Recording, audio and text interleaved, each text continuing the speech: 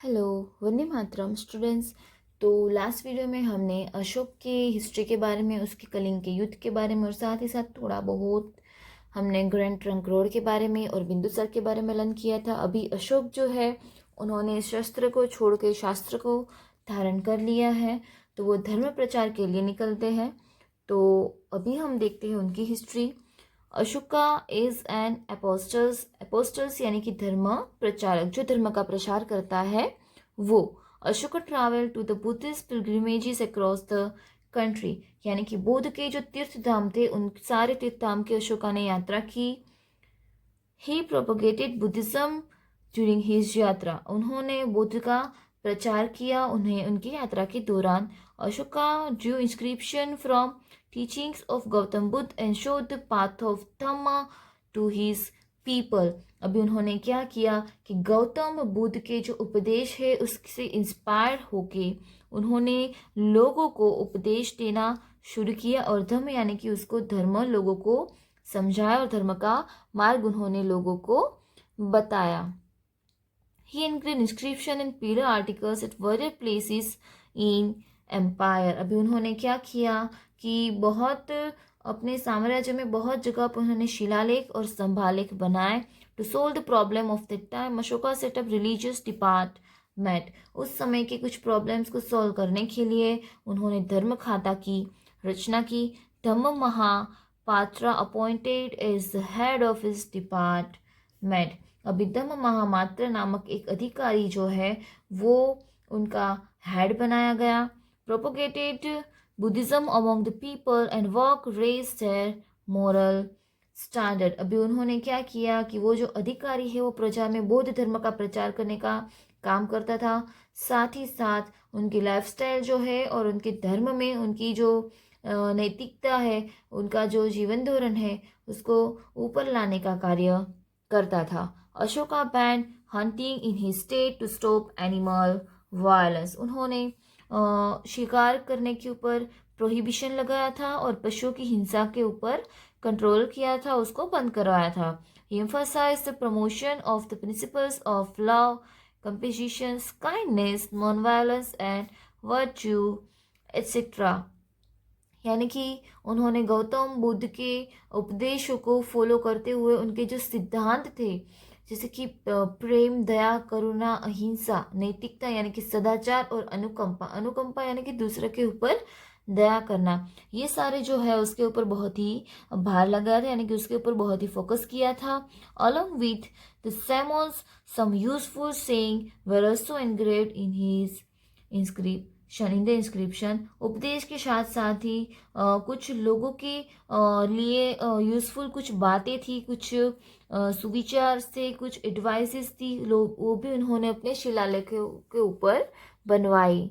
यहाँ पे कुछ मैसेज है, Ashoka's message for the people. Ashok ने कुछ ऐसी बातें थी जो जिसके ऊपर लोगों को फोकस करना चाहिए, वो बातें को भी अपने शिलालेखों में इंक्लूड किया था। वो कौन कौन सी बातें थी? ओबे योर पेरेंट्स, अपने माता पिता की आज्ञा का पालन करें। रिस्पेक्ट द एल्डर्स, वडीलों का आदर करें। Do not kill the animal, पशुओं को ना मारे, उनका वध ना करे। Spend as little as possible, हो सके इतना कम खर्च करे। सर्व द गुरु, गुरु की सेवा करे। To be kind to women and servants, यानी कि विमेन्स जो होती है, स्त्री जो होती है, और उसको जो नौकर्स होते हैं उनके प्रति दया भाव जैसा दया भाव वाला बिहेव करे। To give donations to Brahmans and monks, यानी कि ब्राह्मण और जो श्रमण होते हैं, जो संत होते हैं, उनको दान करे।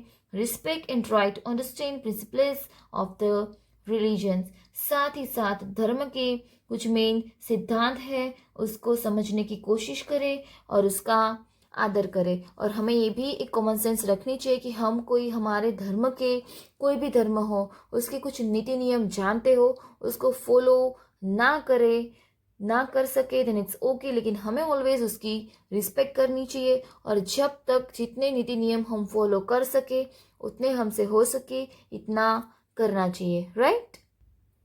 नेक्स्ट पैराग्राफ देखते हैं। In the year 251 BC Ashoka Kund third Buddhist conference in Moggaliputra Tisya, यानी कि टीसा इन द पाटली पुत्र। अभी उन्होंने एक बौद्ध परिषद बुलाई थी और वहाँ पे वो अध्यक्ष पद के ऊपर थे और वो थर्ड वाली बौद्ध परिषद थी जो कि ईस्वी सन पूर्वे 250 के ईयर में पाटलिपुत्र पुत्र में मोगलीपुत्र तीष्य के जो कि उनके अध्यक्ष थे। The objective of the conference was to establish religious unity for removing religious differences between which had arisen. अभी ये परिषद का सबसे बड़ा ऑब्जेक्टिव क्या था कि बौद्ध धर्म में जो मत मतांतर होते हैं कि एक दूसरे के बीच में ऊंच नीच का भेदभाव होता है, उसको दूर करके एक धार्मिक एकता को एस्टैब्लिश करना था। Ashoka propagate Buddhism in India state of Kashmir, Gandhara, Chola, Pandya and Kerala. अभी अशोक ने भारत में कश्मीर, गांधार, चोल, पांड्य और केरल में बौद्ध धर्म का प्रचार किया। Emperor Ashoka sent missionary bots to Myanmar, Ceylon यानी कि Sri Lanka, Syria, Egypt, Macedonia etcetera. साथ ही साथ जो Myanmar, Ceylon, Syria, Egypt, Macedonia उसमें धर्म का प्रचार करने के लिए उन्होंने अपने धर्म मंडल को भेजा था। Ashoka sent his son Mahendra and daughter Sanghamitra to Ceylon to preach Buddhism. अब अशोका ने अपने पुत्र महेंद्र और पुत्री संघमित्रा को बौद्ध धर्म के प्रचार के लिए शिलोंग भेजा था।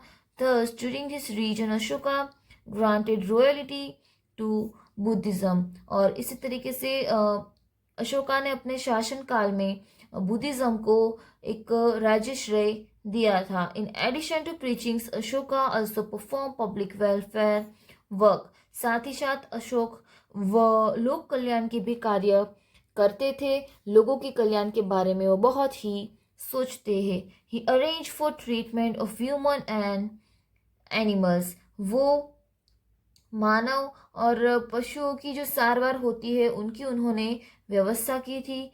ही got well ducks, planted trees, built road and built rest room. साथ ही साथ उन्होंने जो वेल्स होते हैं उनकी रचना की, ट्री प्लांटिंग किया, रोड्स बनाए और रेस्ट एरिया यानी कि विश्राम गृहों की भी रचना की। Because of his qualities and needs, Ashoka is regarded as one of the greatest ruler in the history. Emperor Ashoka died in 232 BC. He ruled for 36 years.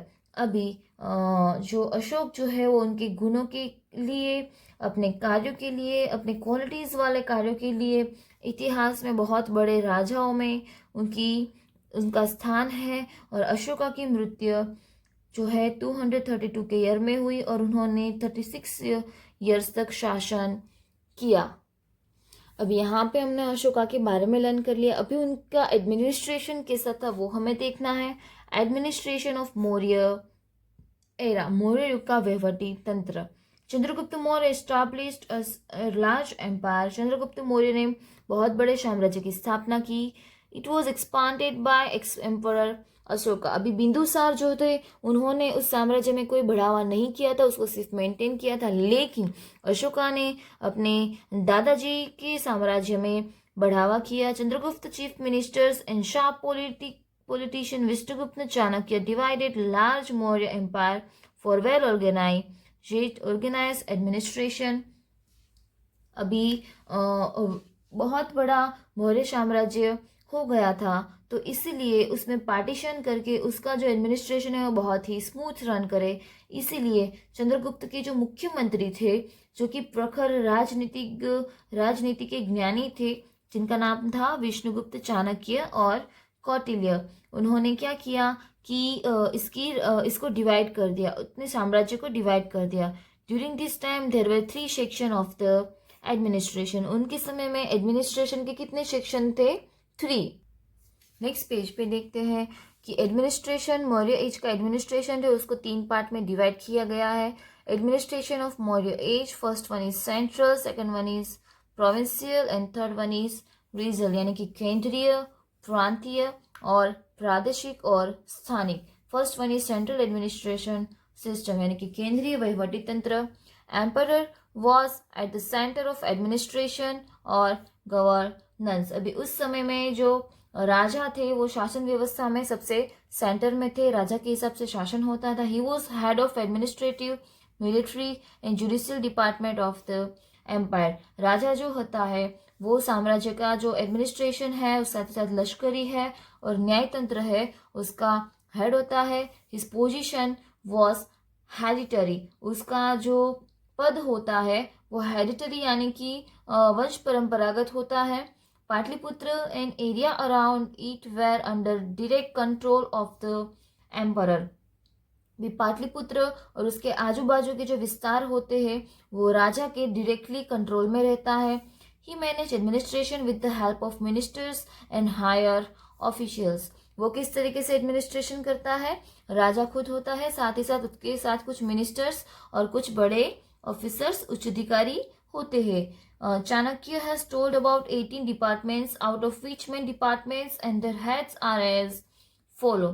Chanakya ने कुछ 18 डिपार्टमेंट्स के बारे में बोला था कि भाई एक अच्छा शासन करने के लिए कितने डिपार्टमेंट्स होने चाहिए। उसमें से कुछ डिपार्टमेंट्स है उसको यहाँ पे लिखा गया है, वो हम देखते हैं। और साथ ही साथ उनके जो हेड्स होते हैं उसके बारे में भी लिखा गया है। एग्रीकल्चर डिपार्टमेंट में शीताध्यक्ष हेड थे, मिलिट्री डिपार्टमेंट में सेनानी, जुडिशियल डिपार्टमेंट में प्रदेशत्री और मुख्य न्यायाधीश, ट्रेड डिपार्टमेंट में पन्याध्यक्ष, ऑफिस रिप्रेजेंटरी यानी कि अक्षपटल और रिकॉर्ड डिपार्टमेंट होता है, वहां पे महाअक्षपटल, रेवेन्यू डिपार्टमेंट में मुद्राध्यक्ष। इस तरीके से अलग अलग डिपार्टमेंट में अलग अलग अध्यक्ष होते हैं। अभी नेक्स्ट हम देखते हैं प्रोविंशियल एडमिनिस्ट्रेटिव सिस्टम। प्रोविंसेस यानी कि छोटे छोटे प्रांत। अब जब कोई भी साम्राज्य बहुत बड़ा हो जाता है तो उसको छोटे छोटे समुदाय में, छोटे छोटे प्रांतों में डिवाइड किया जाता है और सारे जो एरियाज होते हैं उसके एक हेड बनाया जाता है। जैसे कि हमारे बहुत बड़ी सोसाइटी होती है, पूरी सोसाइटी का हैंडलिंग करना एक सोसाइटी के प्रेसिडेंट के बस में नहीं होता है, इसलिए कि सोसाइटी का डिपार्ट बन जाता है। अगर रो हाउसेस होते हैं तो part A, part B, otherwise part 1, part 2 buildings होती है तो उसको भी डिवाइड किया जाता है। फिर पूरे बिल्डिंग्स के भी चीफ होते हैं। इसी तरीके से इस साम्राज्य को भी डिवाइड किया गया था। प्रोविंशियल एडमिनिस्ट्रेटिव सिस्टम, प्रांतीय वहीवटी तंत्र। The huge Maurya empire was divided into 5 section. अभी सबसे बड़ा जो साम्राज्य का है उसको, उसका एडमिनिस्ट्रेशन को इजी चले इसलिए उसको 5 पार्ट्स में डिवाइड किया था। Head of province was the governor. अभी प्रांत जो होता है उसका जो चीफ होता है वो क्या होता है? राज्यपाल होता है। Usually Prince was appointed at this post. इस समय जो राजकुमार होते हैं उसको यहाँ पे रखा जाता है। Governor stock in the provinces was maintain peace and security, collect revenue to get the orders of the king and obey, and keeping the emperor constantly aware of the events taking place in the province। अभी इस समय जो राज्यपाल होता है उसका क्या कार्य होता है कि उनके एरिया में शांति और व्यवस्था बने रहे, साथ ही साथ लोगों से रेवेन्यू कलेक्ट करना है, राजा का आदेश होता है उसका पालन करना है, साथ ही साथ प्रजा के पास से भी उसका फॉलोएशन कराना है, पालन कराना है। और अपने एरिया में जो कुछ भी हुआ है वो सारी इंफॉर्मेशन राजा को देनी है और राजा को उससे सजाग करना है। उसके बाद है रीजनल एडमिनिस्ट्रेशन, प्रादेशिक वहीवटी तंत्र। For the sake of administrative ease any province was divided into district, local and storage or taluka. District official Rajuk worked at the district level while officer of province was called provincial, GOP. GOP. The smallest unit of administration was the village. Its head was called Gramani. Gramani used to run administration of the village with the help of elected members of village. यानी कि अपनी administration को अच्छा करने के लिए जो प्रांत होते हैं, यानी कि जो आगे हमने देखा प्रोविंसेस होते हैं उसको डिवाइड किया जाता है और एक तालुका या तो फिर जिले में डिवाइड किया जाता है और वहाँ के अधिकारी होते हैं उसको क्या बोलते हैं? अधिकारी प्रादेश, और प्रदेश के अधिकारी और उनको गौप बोलते हैं। और उनका सबसे छोटे से छोटा एकम क्या होता है? विलेज। छोटे से छोटा शासन करने का एक छोटे से छोटा प्रदेश होता है उसका गांव, और उसका जो चीफ होता है उसको क्या बोलते हैं? ग्रामीणी। अभी वो ग्रामीणी किसको बनाया जाता है? तो गांव के लोगों के द्वारा उसको चुना जाता है। नेक्स्ट पोर्शन देखते हैं, successors of emperor Ashoka and fall of Maurya empire. अभी कोई भी साम्राज्य का उदय होता है तो उसका अस्त होना ही होता है, लास्ट तक कोई भी टिकता नहीं है। तो सम्राट अशोक के उत्तराधिकारी और मौर्य वंश का पतन। सम्राट अशोक तो मर गए, अभी उसके बाद किस तरीके से आगे का मौर्य वंश चलेगा, ओके, और मौर्य वंश का अस्त कैसे हुआ वो हम यहाँ पे देखेंगे। Regarding emperor Ashoka successors we find different information in Brahmin, Jain and Buddhist text. यानी कि सम्राट अशोक के मृत्यु के बाद उनके जो उत्तराधिकारी है, जो ब्राह्मण, जैन और बौद्ध ग्रंथों में अलग अलग इंफॉर्मेशन उसमें से मिली है। According to information given in Puranas, total 9 to 10 kings of Maurya dynasty ruled for 137 years. यानी कि मौर्य वंश में कुल टोटल जो है 9 to 10 राजा हो गए और उन्होंने 137 ईयर्स तक शासन किया था।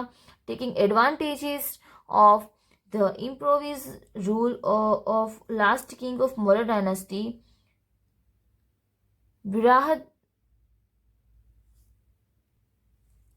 Brihadratha, his general Pushyamitra killed him on pretext on watching military drill। अभी मौर्य वंश के जो लास्ट वाले राजा थे, उसके सबसे लास्ट राजा थे राजा बृहद्रथ। उनके जो सेनापति थे पुष्यमित्रा, उन्होंने उसके साथ छल किया था।